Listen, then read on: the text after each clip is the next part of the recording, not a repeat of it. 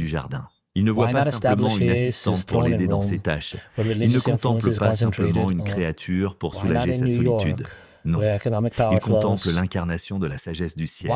Il voit le miroir à travers lequel il peut enfin se voir lui-même complètement. Il découvre la fenêtre à travers laquelle il peut enfin voir son Dieu plus clairement.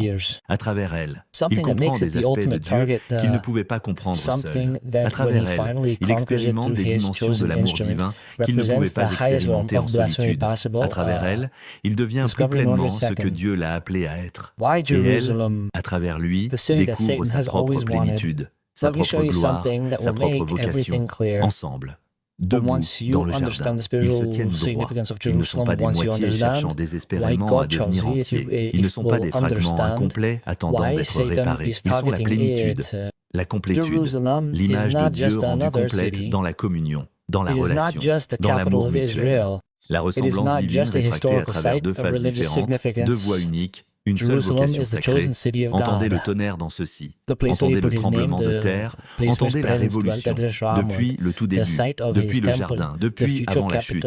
Votre origine en tant que femme est la radiance. Pas la soumission, pas la subordination, pas le silence, mais la radiance.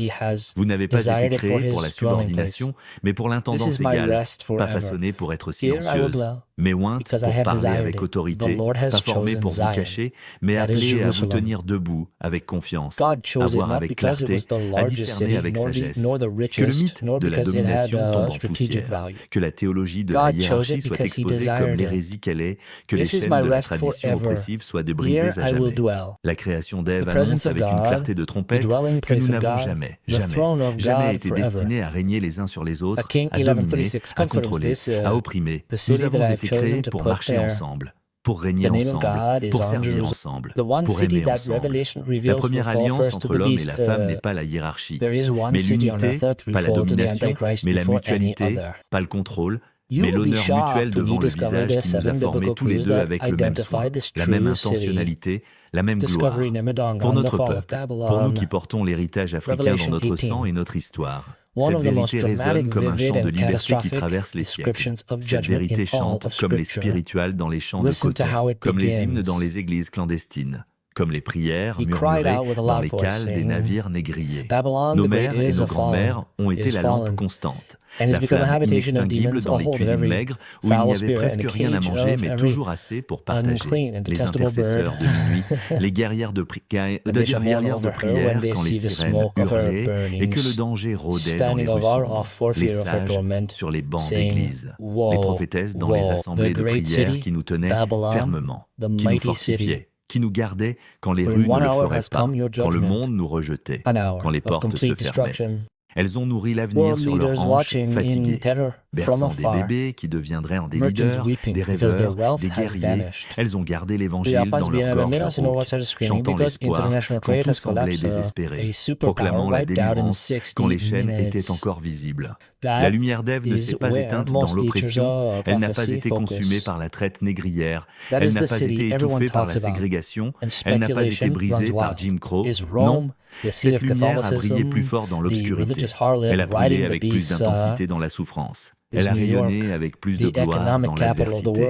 Elle brûle maintenant, en ce moment même, dans chaque femme noire qui a maintenu la foi vivante quand la nuit refusait de finir, quand l'aube semblait ne jamais venir, quand l'espoir semblait une folie, dans chaque mère qui a travaillé 3 emplois pour nourrir ses enfants, dans chaque grand-mère qui a élevé les enfants de ses enfants quand la vie les a emportés trop tôt, dans chaque sœur qui s'est tenue debout quand le monde lui a dit de s'asseoir, dans chaque fille qui a refusé d'accepter les limites que la société a essayé de lui imposer, l'a diminué. C'est diminuer l'image de Dieu, c'est assombrir la lumière que Dieu lui-même a allumée, c'est cracher sur la sagesse que le Tout-Puissant a tissée dans la création, c'est rejeter non pas seulement une femme, mais la moitié de l'humanité qui porte la gloire divine d'une manière unique et irremplaçable. Et ensemble, Adam et Ève marchaient dans un lieu qui dépasse notre imagination la plus folle. Non pas dans un parc de contes de fées avec de l'herbe bien taillée et des sentiers pavés, mais dans un sanctuaire cosmique où le ciel et la terre se rencontraient sans barrière, sans séparation, sans voile. Le jardin était un temple, le premier et le plus saint temple jamais construit, non par des mains humaines, mais par Dieu lui-même. La terre elle-même était un autel, sanctifié par la présence divine. Les arbres n'étaient pas simplement des arbres, mais des colonnes vivantes se soutenant le dé céleste. Les rivières n'étaient pas simplement des rivières, mais des fleuves de vie coulant du trône de Dieu. La présence se promenait réellement, physiquement, tangiblement dans la fraîcheur du jour, marchant parmi les arbres, parlant avec Adam et Ève comme un père avec ses enfants, comme un ami avec ses amis, comme un roi avec ses héritiers bien-aimés. Deux bougies brûlant devant un seul siège de miséricorde, deux prêtres ministrant dans un seul lieu saint, deux voix s'élevant en harmonie parfaite, chantant les louanges du Créateur, offrant la création entière en retour à celui qui l'avait formé. Dans cette première liturgie d'amour, dans cette première adoration pure et non corrompue, la création entière a appris son chant.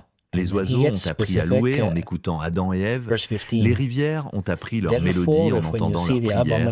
Le vent lui-même a appris sa chanson en portant leurs hymnes vers les cieux. C'était le jardin, c'était Éden, c'était le paradis, non pas comme évasion de la réalité, mais comme la réalité la plus vraie, la plus réelle, la plus complète qui ait jamais existé sur Terre. On nous a appris à imaginer Éden comme un parc tranquille, herbe sous les pieds, rivière serpentant, arbres fruitiers soupirant dans la brise.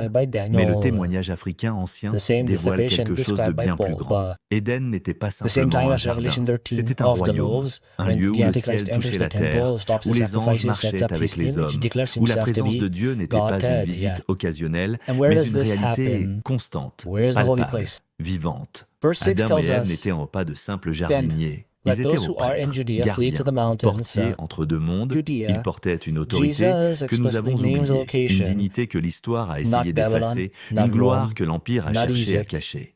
Et dans ce jardin-temple, ils ne se contentaient pas d'exister. Ils adoraient, ils gouvernaient, ils communiaient. Chaque pas était une prière, chaque souffle était une louange, chaque tâche était un sacrement. Mais quelque chose s'est brisé, pas par accident, pas par hasard, mais par trahison, par rébellion, par la séduction d'un ennemi qui savait exactement ce qu'il faisait. Le serpent n'est pas venu avec des menaces. Il est venu avec des questions. Il n'a pas attaqué avec violence. Il a murmuré avec ruse. Dieu a-t-il vraiment dit 4 mots qui ont planté un doute là où il y avait la foi? 4 mots qui ont ouvert une porte qui n'aurait jamais dû être touchée. Ève a écouté, non pas parce qu'elle était faible, mais parce qu'elle était curieuse, non pas parce qu'elle était stupide, mais parce qu'elle désirait plus de connaissances, plus de sagesse, plus de pouvoir, et le serpent le savait, il a joué sur son désir comme un musicien sur un instrument. Adam était là, il n'a pas été trompé de la même manière, il a fait un choix conscient, un choix qui a changé le cours de l'histoire humaine. Ils ont mangé, et dans cet instant, quelque chose s'est brisé dans le cosmos. Les yeux qui voyaient autrefois avec clarté divine se sont voilés. Les cœurs qui battaient en parfait rythme avec le Créateur ont commencé à manquer des battements.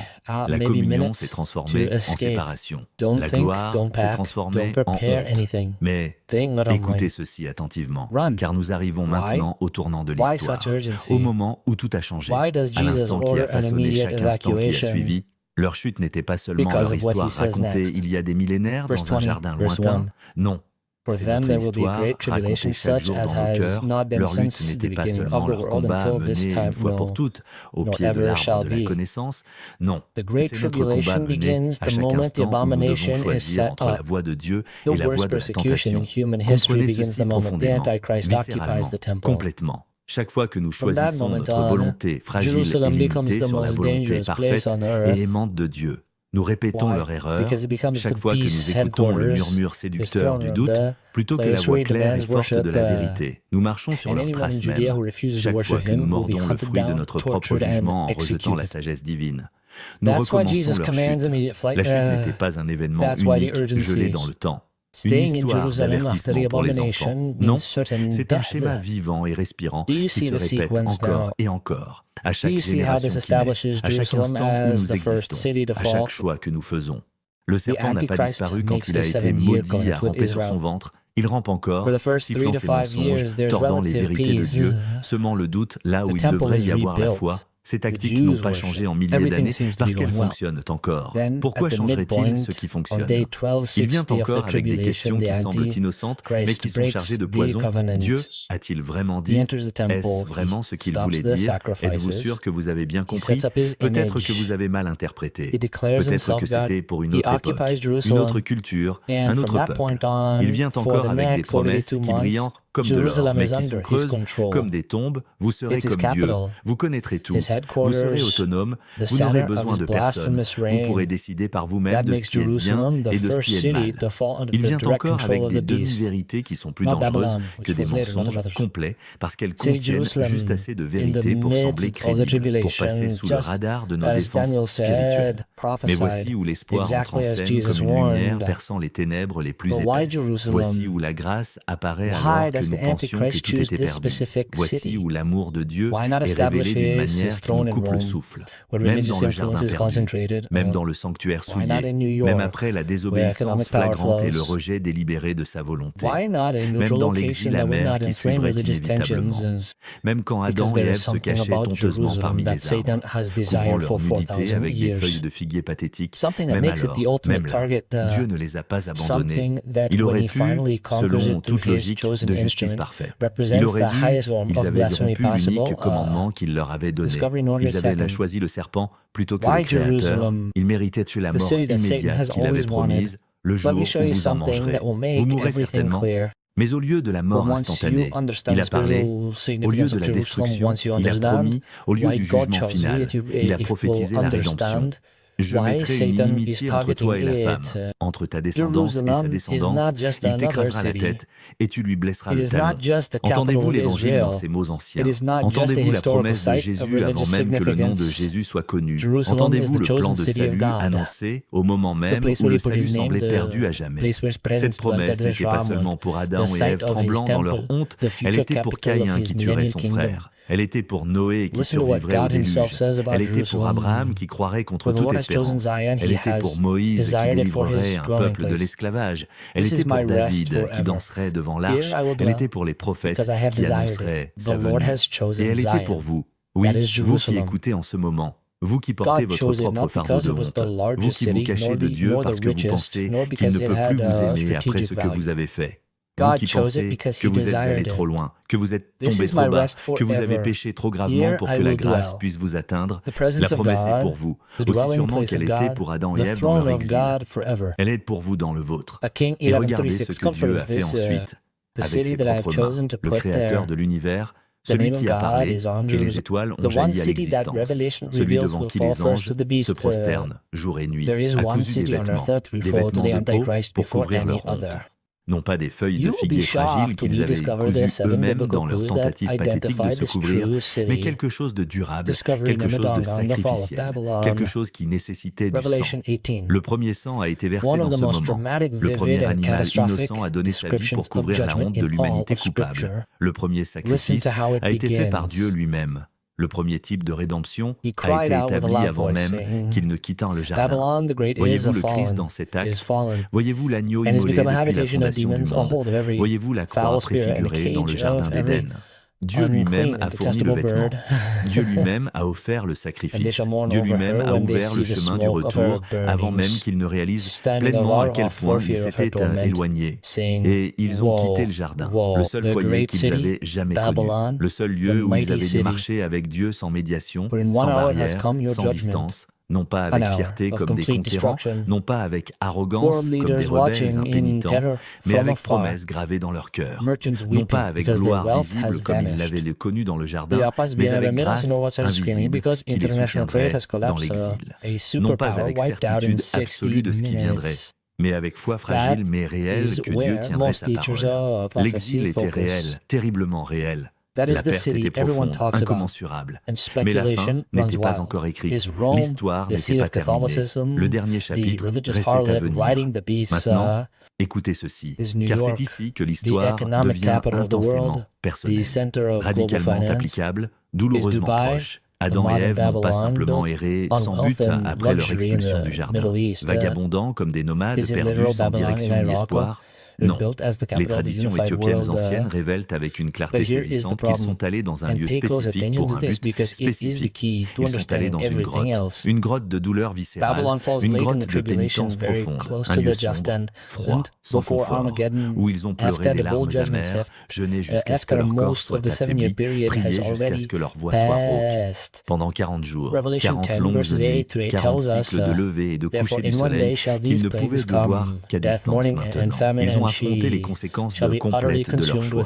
Ils ont ressenti la pleine mesure, le poids écrasant de ce qu'ils avaient perdu. Le jardin était fermé à jamais, ses portes scellées. Les anges gardaient l'entrée avec des épées flamboyantes qui tournaient dans toutes les directions, assurant qu'il n'y aurait pas de retour facile, pas de raccourci vers la restauration. Le chemin du retour semblait non seulement difficile, mais complètement, totalement, absolument impossible. Pouvez-vous imaginer leur douleur? Pouvez-vous sentir le poids de leur perte chaque jour dans cette grotte? Ils se souvenaient de ce qu'ils avaient eu chaque nuit. Ils pleuraient ce qu'ils avaient perdu chaque moment. Ils portaient le fardeau de savoir que c'était leurs propres mains qui avaient fermé la porte du paradis. Mais dans cette grotte, dans cette obscurité apparemment sans espoir, dans ce lieu de deuil et de repentance, quelque chose a commencé à se produire, non pas immédiatement comme une explosion de lumière, non pas facilement comme un interrupteur qu'on allume, mais progressivement, lentement, doucement, douloureusement, profondément. Ils ont commencé à comprendre non seulement ce qu'ils avaient perdu, mais pourquoi ils l'avaient perdu. Ils ont commencé à se repentir, non pas seulement parce qu'ils faisaient face aux conséquences, mais parce qu'ils voyaient vraiment, clairement, complètement la nature de leur rébellion. Ils ont commencé à espérer non pas à cause de leurs propres efforts, mais à cause de la promesse que Dieu avait faite même dans le jugement. Et Dieu, le Dieu fidèle, le Dieu de grâce, le Dieu qui ne peut mentir, Dieu ne les a pas laissés seuls, même dans les ténèbres les plus profondes de leur désespoir. Il a envoyé des anges avec des messages d'encouragement. Il leur a donné des visions de l'avenir qu'il préparait. Il leur a rappelé encore et encore et encore la promesse qu'il avait faite. La semence qui viendrait, le champion qui écraserait la tête du serpent.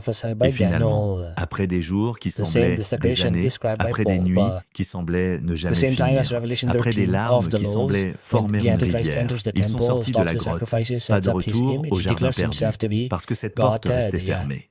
Mais vers une nouvelle vie, vers un nouveau commencement, vers une nouvelle espérance. Une vie de travail, oui, où la terre porterait des épines et des chardons, où la sueur coulerait et où les muscles feraient mal. Une vie de douleur, oui, où les femmes enfanteraient dans la souffrance et où les hommes peineraient pour le pain quotidien, mais aussi une vie de but renouvelé, une vie de promesses non brisées, une vie où la rédemption n'était pas seulement une possibilité lointaine, mais une certitude garantie par la parole même de Dieu. Voyez-vous le schéma qui se dessine ici?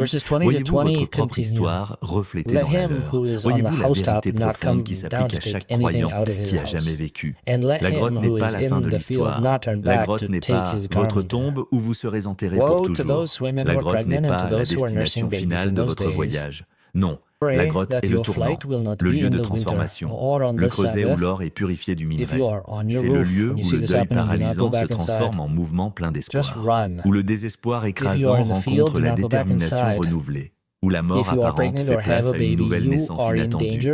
Et c'est exactement là où beaucoup d'entre nous se trouvent aujourd'hui en ce moment même, dans la grotte, dans l'obscurité qui semble sans fin, loin du jardin que nous avons connu autrefois quand tout semblait facile, loin de la gloire que nous portions quand nous marchions dans l'innocence, sentant le poids écrasant de nos choix qui nous ont conduits ici, de nos erreurs qui se sont accumulées comme des pierres, de nos échecs qui nous hantent jour et nuit.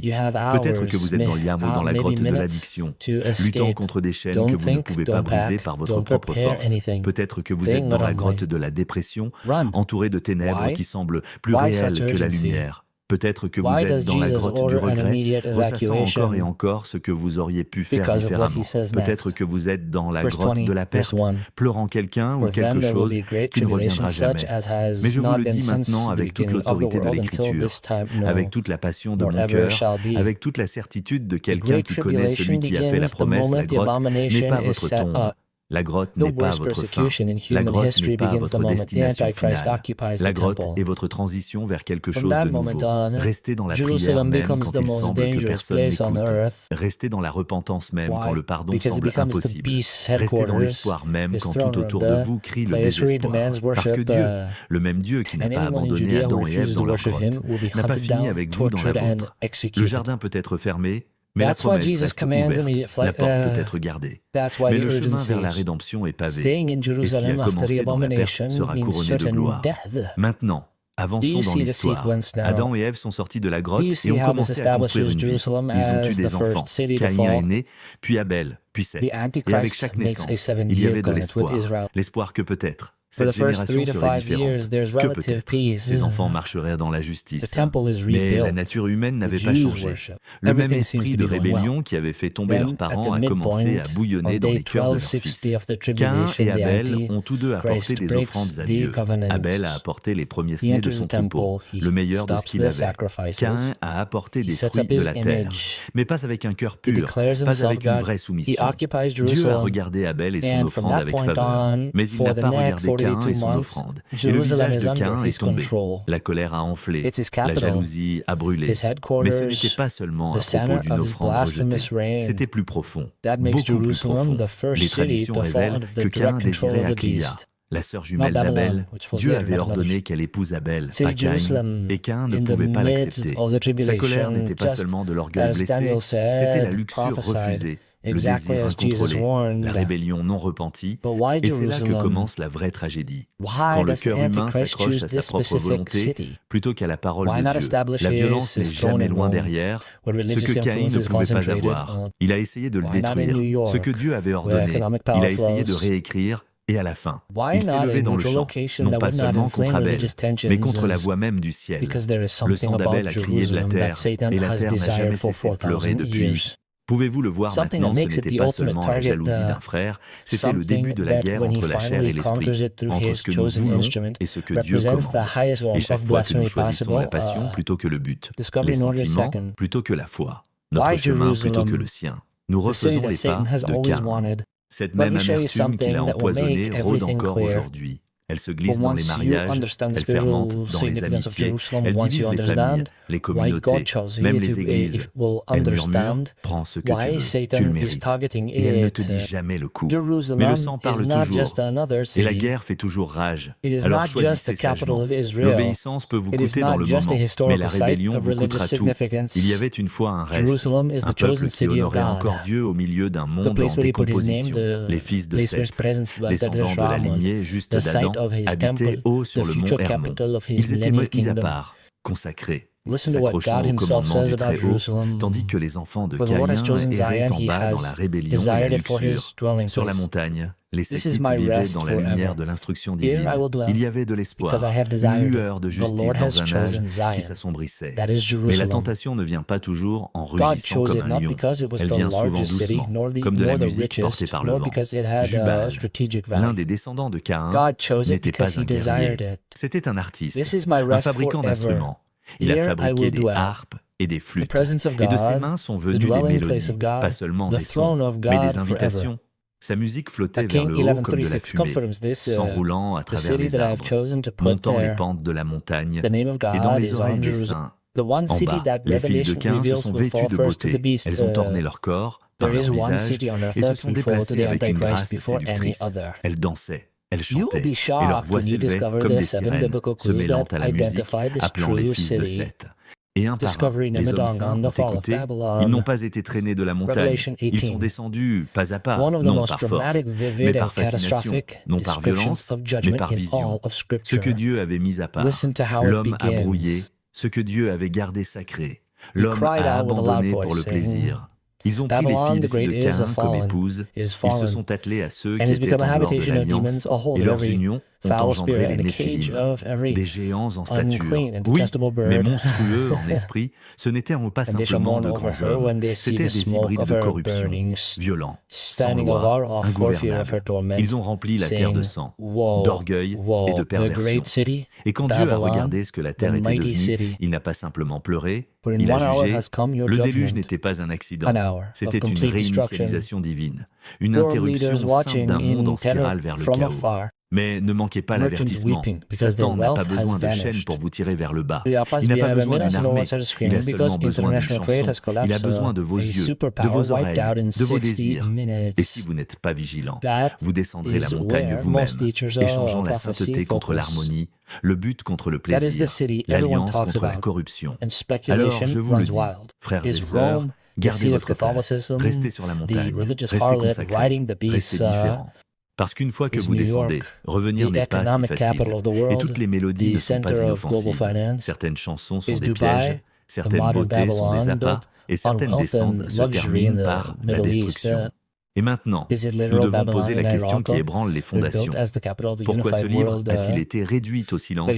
Pourquoi ces paroles sacrées, ces vérités anciennes, ont-elles été cachées aux yeux du monde? La réponse ne se trouve pas au ciel, mais dans l'Empire, quand Rome s'est élevée au pouvoir. Non seulement politiquement, mais théologiquement. Elle s'est déclarée la gardienne de la vérité chrétienne. Des conciles ont été tenus, des canons ont été choisis. Et dans ce moment, la vérité n'était plus seulement une question de révélation, elle est devenue une question de contrôle. Ce qui ne s'alignait pas avec la doctrine de Rome, ce qui ne pouvait pas être plié pour s'adapter à sa structure de pouvoir, a été rejeté, enterré et qualifié d'hérésie. Et ainsi, les textes enracinés en Afrique, les textes qui murmuraient d'une origine différente, d'un héritage plus profond, ont été effacés du récit occidental. Le témoignage de l'Éthiopie a été rejeté. Ses écritures ont été appelées apocryphes. Sa théologie ignorée, son autorité dépouillée, non par la vérité, mais par la politique. Mais ne vous y trompez pas. L'Église éthiopienne, l'une des plus anciennes expressions du christianisme sur terre, est restée immobile, ancienne, inébranlable, intouchée par la domination romaine. Pendant que l'Empire traçait des frontières et brûlait des bibliothèques, l'Éthiopie a préservé, gardé, protégé, caché dans les montagnes et les vallées, à travers les invasions, à travers la colonisation, à travers des siècles de silence. Les livres ont survécu. Enoch, Jubilé, le livre d'Adam et Ève. Voyez-vous le schéma, l'Empire craint toujours ce qu'il ne peut pas contrôler. Et rien n'ébranle l'Empire plus que la vérité non filtrée. Surtout quand cette vérité vient des gens qu'ils ont essayé d'effacer. Parce que ce livre perdu et ressuscitant, ose déclarer quelque chose de radical. Vous n'êtes pas le produit de la théologie européenne. Votre foi n'a pas commencé dans les chaînes. Votre héritage spirituel n'est pas né dans la servitude. Il a été écrit dans la prophétie bien avant d'être écrit dans l'histoire. La grotte n'est pas votre tombe. L'exil n'est pas votre fin. Ce qui a commencé dans la perte sera couronné de gloire. Ce n'est pas seulement une histoire d'Adam et Ève. C'est un miroir, un reflet de votre voyage, de votre lutte, de votre appel. Vous avez été formés pour le jardin, non pas seulement pour exister, mais pour marcher en communion avec Dieu, pour porter la domination, pour porter l'image du Très-Haut sur le sol même qui a essayé de vous enterrer.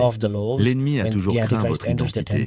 C'est pourquoi son premier mouvement a été de vous dépouiller de votre place, de votre nom, de votre but. Mais en cette heure prophétique, le voile se lève, ce qui était caché est révélé, ce qui était enterré est ressuscité. Alors, je vous le dis maintenant avec toute l'autorité qui m'a été donnée, avec toute la passion qui brûle dans mon cœur, avec toute la certitude de quelqu'un qui a vu la vérité et ne peut plus se taire. Sortez de la grotte où vous avez été trop longtemps. Gravissez la montagne que Dieu a placée devant vous. Réclamez l'alliance qui a toujours été la vôtre même quand vous ne le saviez pas. Sortez, gravissez. Réclamez. 3 verbes d'action, 3 mouvements de foi, 3 pas vers votre destinée. Marchez avec audace, non pas avec l'orgueil qui précède la chute, mais avec la confiance qui vient de connaître votre identité. Marchez dans la vérité qui résonne depuis Éden, à travers les âges, jusqu'à ce moment précis. Marchez dans la révélation que vous n'avez jamais été destiné à vivre en dessous de votre appel. Levez-vous de la poussière où l'ennemi vous a poussé. Réveillez-vous du sommeil spirituel qui vous a gardé dans les ténèbres. Réclamez ce que le diable vous a volé, ce que l'Empire vous a nié, ce que la religion morte vous a caché. Levez-vous, réveillez-vous, réclamez. 3 commandes. 3 appels, 3 invitations à la transformation. Et entendez ceci, entendez-le profondément, entendez-le clairement, entendez-le avec chaque fibre de votre être. L'Afrique n'est pas une note de bas de page dans l'histoire chrétienne, un appendice mineur dans un livre écrit par d'autres. Non, l'Afrique est une fondation, une pierre angulaire, un pilier qui a tenu debout quand d'autres s'effondraient. L'Éthiopie n'a pas reçu l'Évangile par les colonisateurs qui sont venus avec des Bibles dans une main et des chaînes dans l'autre. L'Éthiopie n'a pas découvert la vérité par les navires négriers qui ont transporté non seulement des corps, mais une fausse théologie de domination. Non. L'Évangile était vivant là-bas bien avant Rome, respirant dans les monastères de pierre, florissant dans les communautés de foi, enraciné dans la vérité profonde qui ne peut être arrachée par aucun conquérant. Bien avant que Rome ne grave son nom dans le continent avec le sang de la colonisation, bien avant que les empires européens ne déclarent leur supériorité théologique, bien avant que quiconque n'essaie de nous dire qui nous sommes, et maintenant, en ce moment, à cette heure précise du plan divin, par le timing parfait de Dieu qui ne se trompe jamais. Le livre se lève à nouveau, il se lève pour restaurer ce qui a été détruit, il se lève pour récupérer ce qui a été volé, il se lève pour vous rappeler qui vous êtes vraiment. Il se lève, il se lève, il se lève, 3 fois pour l'emphase, 3 fois pour la puissance, 3 fois pour que vous n'oubliez jamais. Oui, vous, pas quelqu'un d'autre, pas une génération future, mais vous qui écoutez en ce moment, que vous n'êtes pas oublié par Dieu même si le monde vous a ignoré. Vous n'êtes pas un accident de l'histoire, même si l'histoire a essayé de vous effacer. Vous êtes choisi par Dieu avant la fondation du monde. Vous êtes appelé à un but qui dépasse votre compréhension actuelle.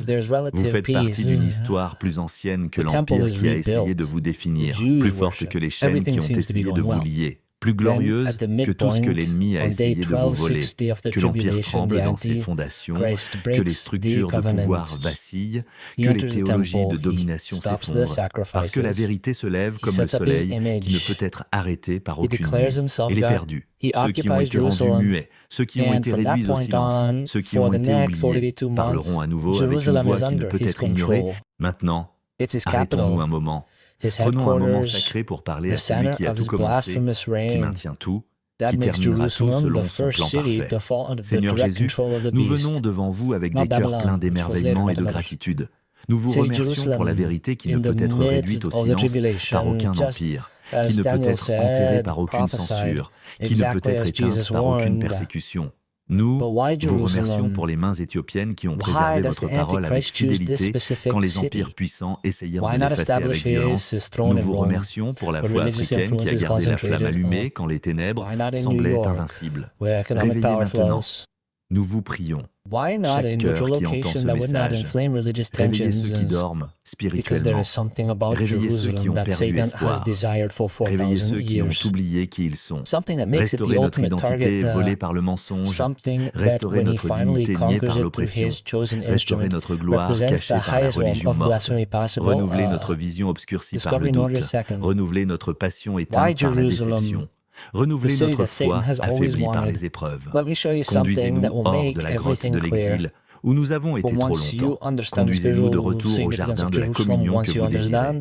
Conduisez-nous de retour à vous, notre véritable maison, notre vraie destinée, notre seule espérance. En votre nom puissant, en votre nom glorieux, en votre nom victorieux, nous prions avec foi. Amen et Amen et Amen. Si ce message a remué quelque chose dans votre esprit, si ces paroles ont touché votre cœur, si cette vérité a allumé une flamme en vous, alors ne partez pas en silence, comme si vous n'aviez rien entendu. Ne laissez pas cette révélation mourir dans le silence de votre passivité. Laissez la vérité résonner, laissez-la se répercuter. Laissez-la se propager comme un feu que personne ne peut éteindre. Tapez 77 dans les commentaires en ce moment si vous croyez.